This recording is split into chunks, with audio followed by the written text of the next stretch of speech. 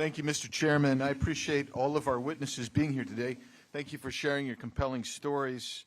I would just say, Mr. Borgen, after hearing what you've heard today, I think you probably understand why it's real tough to sit down and have a logical, cogent argument on how we might jointly, with nonpartisan affiliation, try to solve some of these problems. What do you think? And talks about you guys, Republicans, about Trump. Hey, while Trump was in office, he's busy holding hearings trying to get him out for 4 years. So I don't think you have the right to say that you politicized when you were in power. You tried to get Trump out, you couldn't get him out. Let's face reality, you tried. The dossier was a fake, everything what it was. You tried to get him. He was sitting there laughing. That's very nice. And the other Democrats are telling us that we're all props for sitting here. Please don't talk down to us. It's really not nice. Thanks, Mr. Borgen. Thank you. Thank you very much. So I wanted to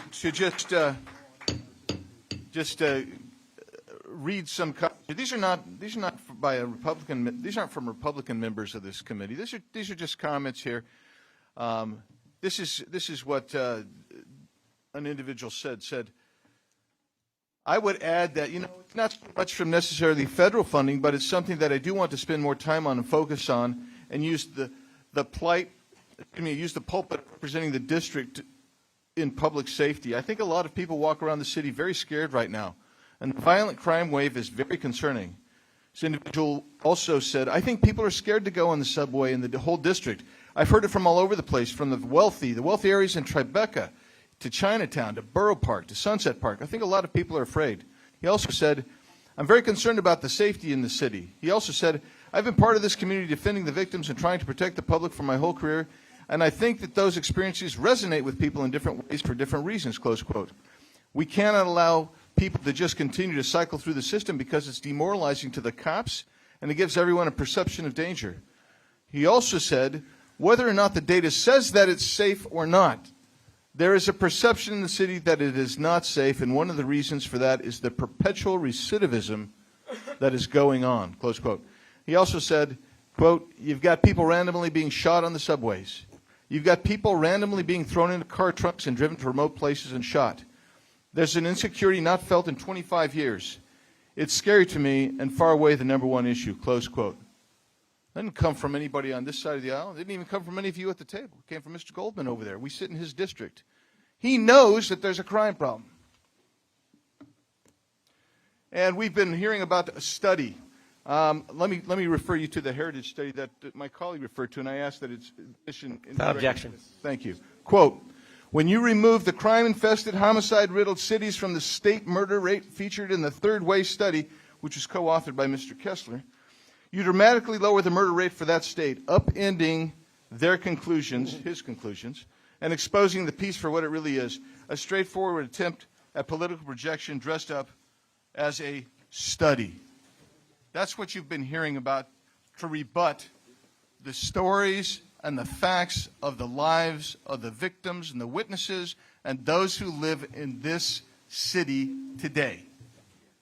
Mr. Holden, why won't your family take the subway, the mass transit system in this city? What they've experienced, when my daughter took the subway the other day for the first time, she says, I'm not going back because I felt unsafe. People talking to themselves, people screaming. It is terrible. And by the way, if you want to cherry pick numbers from the other side, and I'm a Democrat, but I'm against what I've heard about these stats. Downloaded from the NYPD this morning, 25% increase in all the 7 major crimes in New York City in a 2-year period.